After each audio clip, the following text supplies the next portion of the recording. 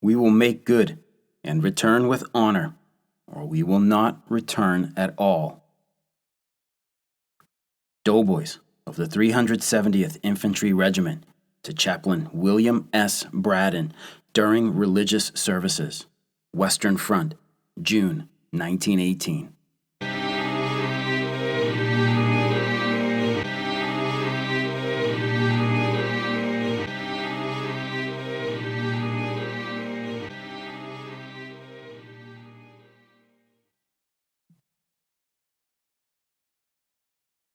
Hey folks, welcome to the Battles of the First World War podcast, episode 66, Oise-Aisne, the Black Devils. Admin notes will be short this episode. There is just one call to action, same as last episode. A great thing you can do to show your love for this World War I podcast is go out and tell people about it. This time, I challenge you to tell 2 people about it. It can be anyone, family members, co-workers, neighbors, arch enemies, if you have them, random people you encounter in an appropriately socially distanced manner, of course. The possibilities are endless, but it has to be people. Cats and dogs don't count, as cute as they are. Lack of thumbs and all of that. They can't work phones. Let me know how it goes on the Twitter. My email at verdunpodcast@gmail.com or the Facebook. Seriously, I'd love to hear about it. Let's give a shout out to our newest patron on Patreon, Chris. Thank you very much, sir. Your support for the podcast goes towards maintaining the servers and website hosts, but also towards something like this. After this episode, we're going to take a look at the Battle of Blanc-Mont Ridge in the Champagne region. For the research, I had my eye on a rare book written by a German colonel who'd participated in the Blanc-Mont battle. The book was published in the early 1920s, and copies today clock in at anywhere from $140 to $325, far above my pay grade. However, the same German colonel published his same account in serial articles in the U.S. Naval Institute's Proceedings Journal during the 1920s as well. With support from patrons, I was able to purchase a 1-year digital subscription that allowed me access to that colonel's telling of the German side of that battle. Of course, with these tough times we are in, your support is doubly appreciated. Thanks again, Chris. So, back to the front. This episode, we will be rounding out our coverage of Black Americans in the AEF's 93rd Division by looking at the experiences of the detached 370th Infantry Regiment. These doughboys were attached to the French Army like their sister regiments of the 93rd, but they fought on the Oise-Aisne front. It may be a bit of a stretch here, as the Oise-Aisne Offensive only supported the American-led Meuse-Argonne Offensive as much as the Meuse-Argonne Offensive supported the Oise-Aisne. That is, every Allied offensive in autumn 1918 supported the others because each one stressed the Germans' reserves and forced them to retreat. But I didn't want to leave the story of the Black Devils of the 370th untold. As mentioned in episode 64, the 93rd Division in the fight, the 370th Infantry was a federalized Illinois National Guard unit, the 8th. The 8th Illinois National Guard had a long and distinguished history by the time of America's entry into the First World War, its most distinguishing asset being that in a time of institutionalized racism and segregation, it was a regiment of Black Americans led by Black Americans. It was the only unit of its kind at the time. Its origins date back to the 1870s and are occasionally tied to a non-state nor federally sponsored militia group known as the Hannibal Guards. The 8th Illinois was led by Colonel Franklin A. Dennison, an attorney turned soldier who'd been the valedictorian in his class at Union College of Law in 1890 and made assistant prosecuting attorney for Chicago the following year. For a black man in that time, this was already extraordinary. Patriotic, Dennison signed up for the 8th Illinois in the 1890s and later deployed with them to the Cuban theater of the Spanish-American War. In post-war Cuba, Dennison's legal skills saw him become a military judge in Santiago. He stayed in the unit, and by 1914 was its commanding colonel. Upon its arrival in France in April 1918, the 8th Illinois was federalized as the 370th Infantry and made part of the Provisional AEF 93rd Division. As with the 93rd's 3 other regiments, the 370th was handed off to the French, who gave it French equipment and then moved it to the Saint-Mihiel sector for live-fire training, which the opposing Germans were more than happy to provide. French military attachés and local nationals who saw them marching dubbed the men of the 370th the Partridges, as the soldiers proudly marched through French villages with a proud bearing and not a little bit of that cool swagger all young men have. Coupled with the training regime, however, the men of the 370th faced the same discrimination and racism the other black regiments of the American Expeditionary Force faced. Even under the wing of the French army, the troops of the 8th Illinois still found themselves being used often for hard labor, clearing roads, digging and maintaining trench lines, and other grunt work. The 370th Infantry was an African American unit commanded by African American officers. In this era of American history, institutionalized racism was the order of the day, and it is likely that more than one entity or group was not keen on seeing such a unit succeed, nor its officers succeed. As noted in Arthur Barbeau and Florette Henry's work, The Unknown Soldiers, African American Troops in World War I, quote, the 370th Regiment almost immediately began to lose its black officers, and the process continued throughout its war career.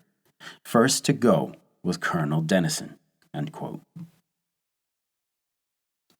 In June or early July, with orders to head for Château-Thierry, Dennison reportedly stated to the French 36th Infantry Division commander, to which the 370th was then attached, that due to recent training, quote, his men were not competent to take over a sector of such an important front, that they were neither American nor French soldiers, being in a transitory state, having been deprived of American equipment and without sufficient time to master the French equipment, they were not half as good as an American or French soldier, end quote.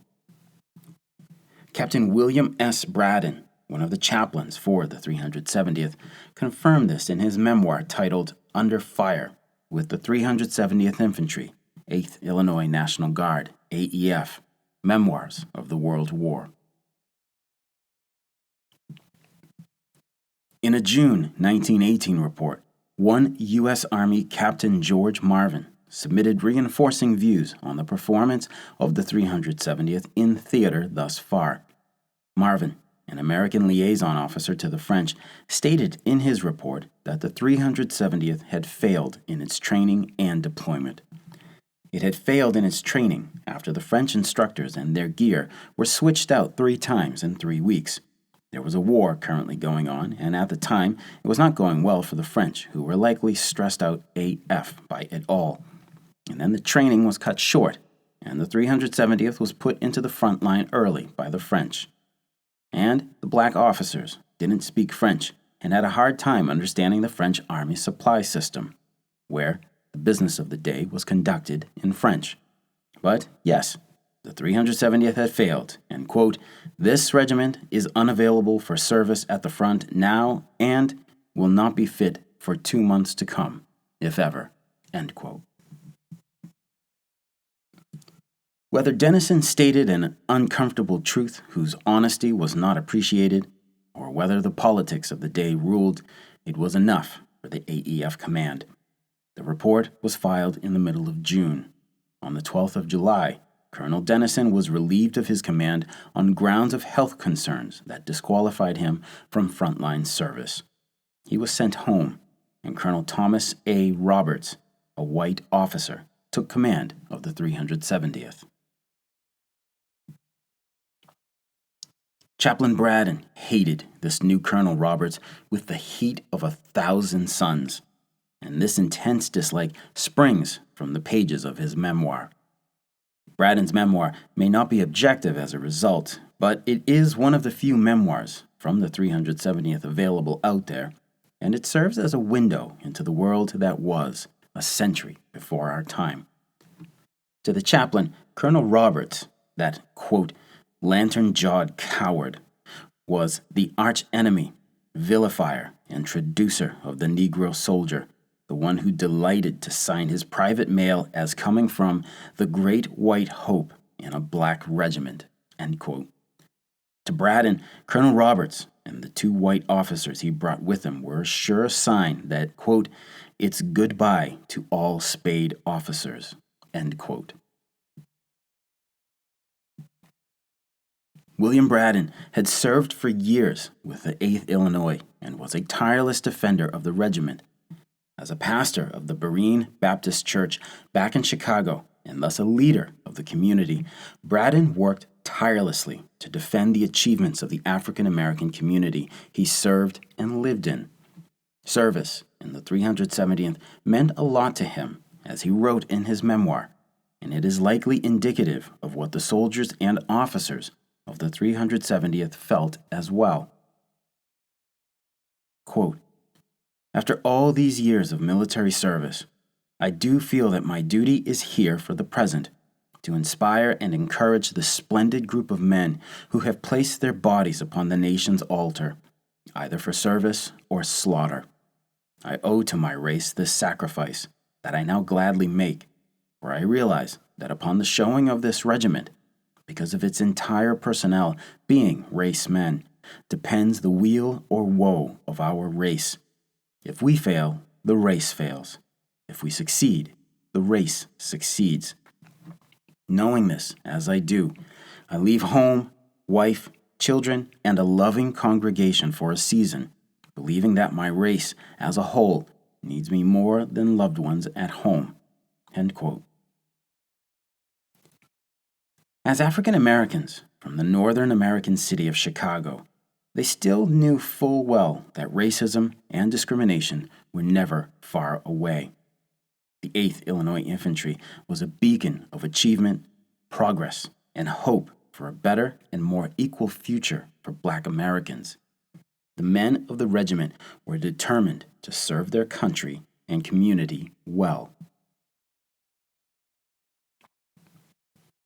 The regiment was transferred from the Lorraine area to the Oise-Aisne sector, where it was integrated into the French 59e Division d'Infanterie, the 59th Infantry Division. In early September 1918, from lines north of Soissons, the French were steadily pushing the Germans back from the Marne salient, which had been stretched to its limit with the last of the great German offensives. First, the German line behind the River Velle had been forced and a retreat called. A new line was set up behind the River Aisne, and this was the new first line of the Hindenburg Line. By mid-September, the French 10th Army, under the leadership of that psychopathic tiger, General Charles Mangin, was pushing toward the occupied city of Lyon behind the Aisne. The River Oise, River Aisne Canal line was to be cleared as part of this drive. Facing the French and American troops were the men of the German 7th Army.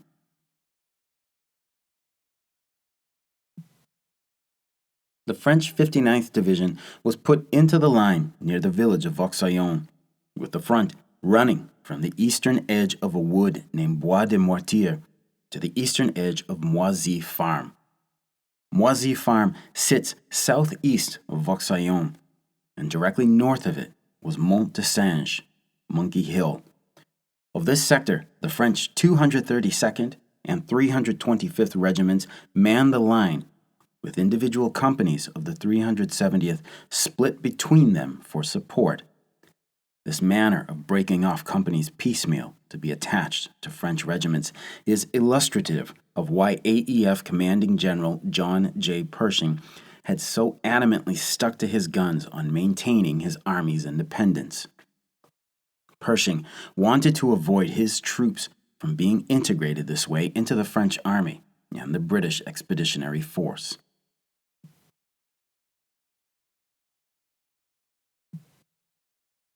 On the 18th of September, 1918, orders went out to clear the German-occupied ground all the way to the Oise-Aisne Canal. Companies F, G, I, and L were part of the French assault forces. F and G companies went with the French 232nd, and I and L went with the French 325th. Fighting on Mont de Singe was fierce, as the Germans were well entrenched and had no intention of giving up the hill easily. Fighting continued through the next 2 days, with the 19th seeing Private First Class Nathaniel White of Company F killed in action while running messages between command posts. Private First Class White was posthumously awarded the Distinguished Service Cross, an award second only to the Medal of Honor for his bravery under fire. As combat raged across the French 59th DI's sector, another Company F man made himself stand out for conspicuous bravery. Sergeant Matthew Jenkins was ordered to lead a 30-man group through no man's land and link up with a French group laying low out there. The plan was for the combined groups to attack and seize the Hindenburg Cave, a local tunnel that served as one of the links in the enemy's chain of fighting positions. Jenkins lost men as they crossed open ground under heavy artillery fire, and when they reached the French, he discovered that their own commander had been killed. A runner dispatched to the rear returned with a message for Sergeant Jenkins: take command of the entire group and continue the mission. So here, we have the rare case of a black American NCO now preparing to lead both black doughboys and white poilus into combat. Sergeant Jenkins informed his new command of his plans and then ordered that attack. Combat was short, sharp, and fierce, but the Germans were sent packing and the tunnel was seized. Then the Germans moved into no man's land, cutting off the Franco-American force. The Germans began counterattacking. Remaining quick on his feet, Sergeant Jenkins set up a defensive perimeter that shot down successive counterattacks until ammunition ran out. But the tunnel yielded nearly 12 German machine guns with plenty of ammunition stored away. These were now turned on their former owners. For the next day and a half, Sergeant Jenkins led the defense of his surrounded position, fighting off all German attempts to capture it. He and his men did so with no food and only German ammunition left for the captured machine guns. On the evening of the 22nd, Sergeant Jenkins and the remnants of his men and the French were relieved by a fresh French regiment. Jenkins would be awarded the Distinguished Service Cross for this action, as well as for having previously rescued a wounded comrade under heavy fire before the tunnel defense. Captain Braddon states in his memoir that following Sergeant Jenkins' relief, he approached Colonel Roberts with the question, "Colonel, what do you think of my boys?" "Not much," was the quick reply. "Why?" "Well, they're not making good." "What do you mean, Colonel?" "Well, they failed to gain their objective yesterday, and General Vincendon is very much disappointed." "I don't see why he should be disappointed," Braddon replied firmly. "The men fought 2 days on an empty stomach over a terrain that was new to them, amidst a hell of shelling, and not a man took air." "Well, Chaplain, for your sake, I hope the men will not prove a disappointment," was the colonel's reply. This exchange came, of course, in late September, and shows Colonel Roberts as thoroughly looking down on his new command. What's interesting is that in August, After being in charge of the 370th for a little over a month, Roberts had reported, quote, "Please don't think that after a month I am convinced that I have a world beater of a regiment. It hasn't gone that far with me yet. But there is a lot of excellent material that is not doing as much for the cause as it is capable of doing. The men are willing, and as apt in most ways as most troops that I have seen. The officers are generally good as far as I have been able to observe them." End quote. Furthermore, Colonel Roberts learned enough about his regiment that he could recognize an unfair issue. The 370th was completely isolated from all other American units. He also noted that the other regiments of the 93rd were also scattered, and that this had to have an effect on morale. If the idea takes root that the regiment will never belong anywhere, all the good intentions in the world will not advance it beyond a certain point, he reported to AEF Command. The units of the 93rd needed to be reunited, given supporting French artillery, and then let loose on the battlefield as a full division, or else, quote, "the angel Gabriel would have his hands full in trying to make anything of them. The same would apply to a white outfit." End quote. Roberts' suggestions fell on deaf ears, as we know, but the observations above do not seem to correlate with that of someone who was out to see the regiment fail, as Chaplain Braddon believed. The colonel's comments related to the 370th's performance supporting those French attacks seem like they came not from a racial point of view, but from the point of view of a regular army man of the hard-charging offensive à outrance type, looking down on National Guardsmen. Roberts' comments have echoes of General Pershing's own relentless hounding of his officers for vigorous attacks pressed with no regard to losses. On the 22nd, the 4 companies were returned to the 370th so that the regiment could take over a portion of the front from the Oise-Aisne Canal to the foot of Mont de Singe, which now lay largely in French hands. 1st and 2nd Battalions manned the line, and for the next 4 days the Germans shelled the entire line constantly with HE and gas. The heavy artillery fire was to mask the Germans' preparations to withdraw. On September 28th, the Germans began pulling back, and here the next phase of the Oise-Aisne Offensive began.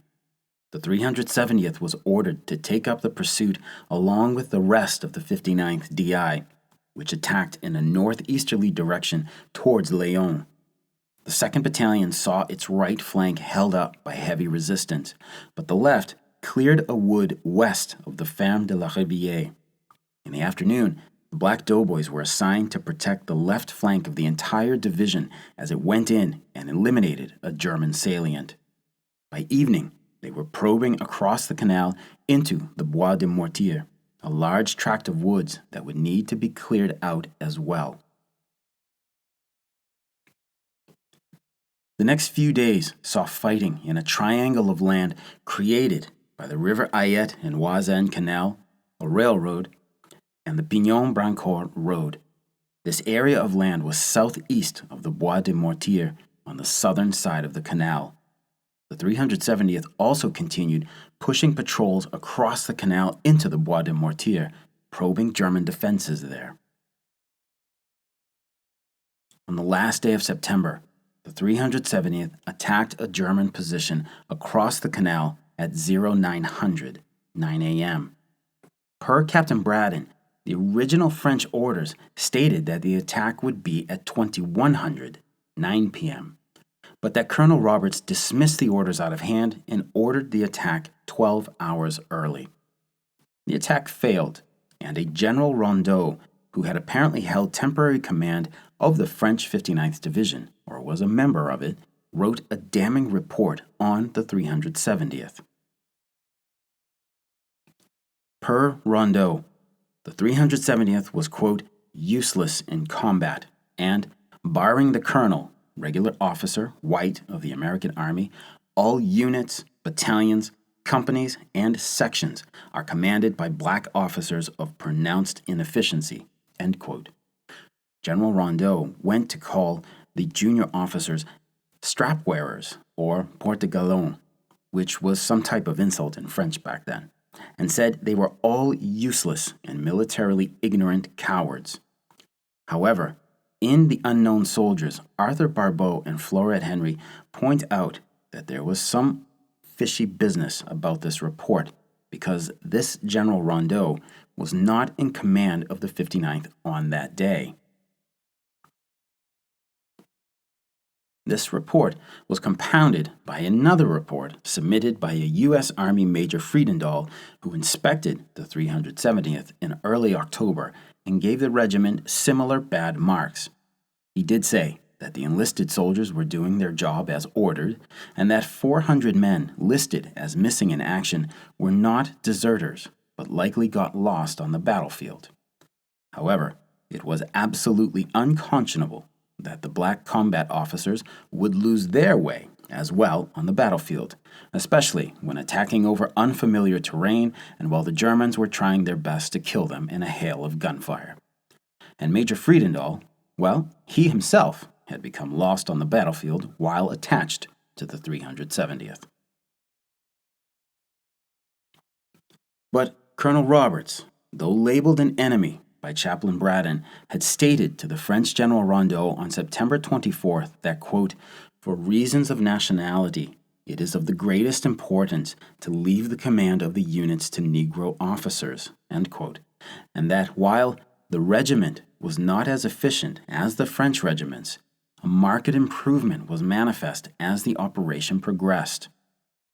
Colonel Roberts probably recognized that the issues he and the others were seeing on the battlefield corresponded back to a lack of realistic training, and that the 370th and just about every other American regiment in France had been necessarily rushed half-ready into combat. If the officers of the 8th Illinois were so poor, then why would Mortarman 2nd Lieutenant Rufus Jackson locate German machine gun nests by drawing fire to himself? Why would Lieutenant William Warfield single-handedly charge a German machine gun crew, kill them, and then bring back the captured machine gun? If junior leadership was so flawed, what would inspire Captain William Crawford to personally lead his company into a wall of enemy machine gun and shell fire? The leadership couldn't be any worse than it was in other American units at the time. All three men mentioned above were later awarded the Distinguished Service Cross for their actions. As the first days of October turned into the first weeks, the French 59th Division's lines remained largely static. Short but incredibly violent artillery bombardments preceded vicious raids and counterattacks along the River Ayette Canal line. Frank Roberts' book, The American Foreign Legion, provides us an eyewitness account of one of these actions by a Sergeant Sewsbury. Quote, "It was October 12th when the 3rd Section of the Machine Gun Company took its position in a shell hole just a few yards from the Hun position. This was necessary because under cover of darkness, the Huns would cross the dam and take a position on the Louvain-la-Ferraille Railroad, which at this point was elevated to the height of 25 feet. Such a position was dangerous for us. On this particular evening, the darkest evening we ever saw in France, the Dutchmen, with luck that favored them, succeeded in passing my point of resistance, which extended from the right wall of a torn white building to the left as far as I could fire. Here they placed a machine gun, which I numbered 7. The other 6 advanced within 25 yards of my emplacement and opened a slow, searching fire, trying to locate our machine gun. Just about this time, my loader and myself had been relieved of watch, and we were trying to take as much sleep as possible. We had not gone to sleep when we heard our machine gun reply to the Hun fire. The fight was a hot one, 6 against 1. Just about 3 minutes later, someone was calling me, telling me the gun was jammed. I jumped up without helmet, ran to the position, and proceeded to fix the gun. One of the boys gave me his helmet, as my head was above the shallow trench and shrapnel was falling everywhere. I cleaned the gun under fire, and I want to tell you that it is not a coward's job in the middle of a fight when there are 6 to 1 against you and you have to stop and repair your gun. But this was done, and another box of ammunition substituted. The one we were using contained bad stuff. The entire crew came to the gun and worked like demons, and we gave those Huns hell. The rapid-firing gun that supported us was ordered to burn the gun up in order to draw the fire to him, so should luck favor us, we would have a chance to catch a flash from a Hun gun, which we did a few minutes later. I saw the flash, turned the gun in that direction, took sight, and opened hellfire on him. From right to left, we swept a deadly accurate fire until silence indicated the results to us. Gun number 7 had opened fire on us. His range was a little too high to affect us. One of the Germans tried to advance to our position. He was stopped by an infantryman. Another attempt was made to reach us with my gun in the right position. Another rattle of the gun, another Hun was gone. At this moment, a flare went up. From this flare, I could see another gun, and before he could change his range, I had mine elevated just 6 inches above the railroad track. With this advantage again, I opened fire, and the crew fought until the last man was killed. This ended the German 7 guns, which were a constant menace to our position. Please remember, this was 1 American machine gun and crew against 7 German. Next morning, we received orders to go over the top at 9 a.m. All prepared, and with a yell, the advance began. We went over in genuine Yankee fashion. There was no resistance. We found 7 German guns and crews lying about the field." End quote. That morning was October 12th, and indeed, the 370th attacked into the Bois de Mortier. The wood was cleared out after sharp combat, and the men continued on the heels of the Germans, who were now steadily retreating. The next day, the entire French 59th Division was relieved and sent rearwards for rest and refit. Over the next 14 days, the Doughboys of the 370th would spend 12 of them working as manual labor for the French. Despite General Rondeau's claims of unpreparedness, the men of the 370th spent 0 of those days in training. On the 27th, the 59th was put back into the front line under the French Third Army, and the Illinois Guardsmen patrolled the new front line in the vicinity of Cessier, well over 50 kilometers northeast from the Oise-Aisne area. From here on out, the war was one of steady movement, with the Germans giving the Doughboys hell, but always giving ground. On November 5th, the final pursuit began when the Germans withdrew from a village named Saint-Pierre-Mont and the River Serre to the north and northeast of it. Combat was still the price to be paid for villages and important ground, but the Germans could no longer hold on. Saint-Pierre-Mont fell, and the advance was on.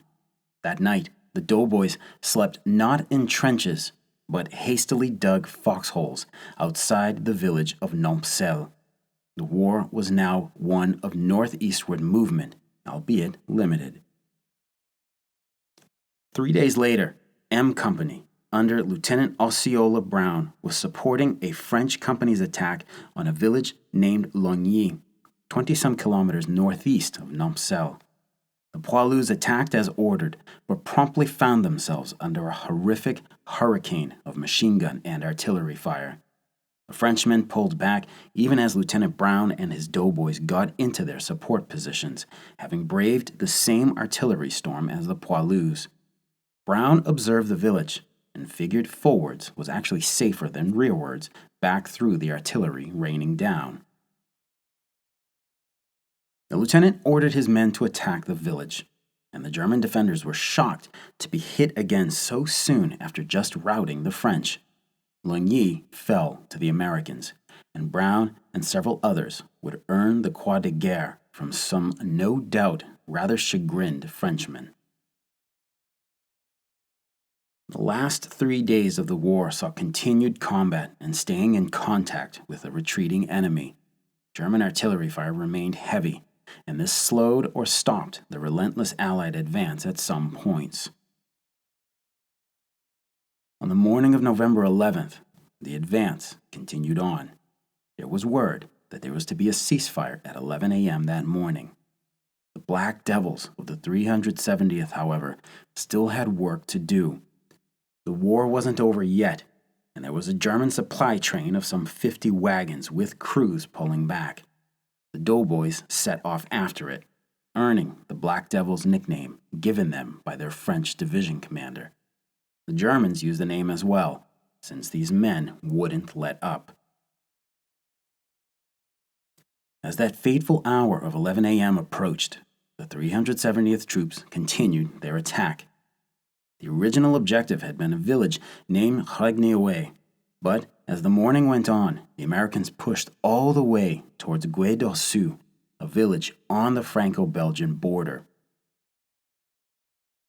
According to E.J. Scott, the American Negro in the World War, the armistice came and went, with the 370th still chasing after the German wagon train. They apparently caught up to it a half hour after the rest of Europe stopped fighting. This made them the last black American unit in combat, and one of the last American units still fighting that morning. With the capture of that supply train, the war was over for the 370th Infantry Regiment. While the Black Devils would not be awarded a unit Croix de Guerre, C Company was awarded one with palm for bravery.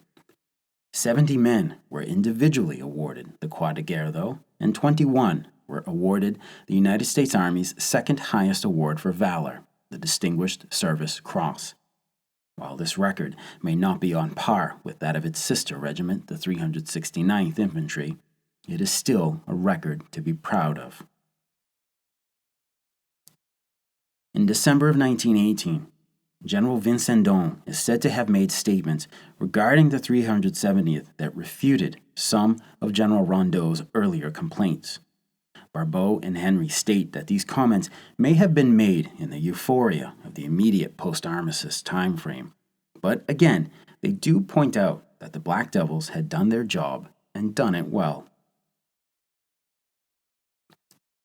The 370th RI-US, General Vincendon wrote, has contributed largely to the success of the 59th Division and has taken in bitter strife both cannon and machine guns. Its units, fired by a noble ardor, got at times even beyond the objectives given them by higher command. They have always wished to be in the front line, for the place of honor is the leading rank. They have shown in our advance that they are worthy of being there. During its service on the Western Front, the 370th Infantry Regiment suffered 665 casualties, with 105 men killed or died of wounds. This puts losses at around 20% of the regiment's total. Adding the 370th's losses to the rest of the 93rd Division's casualties increases the losses there to around 30% of the total, which was only some 11,500 men to begin with. To Chaplain Braddon, the service of his regiment also begged the question of where else they were worthy of being. The shades of night began to cover the torn and bleeding earth, Braddon wrote in his memoir, and hide the countless shell holes, bloated corpses of German and French soldiers who had crimsoned the daisies and made the poppies redder still.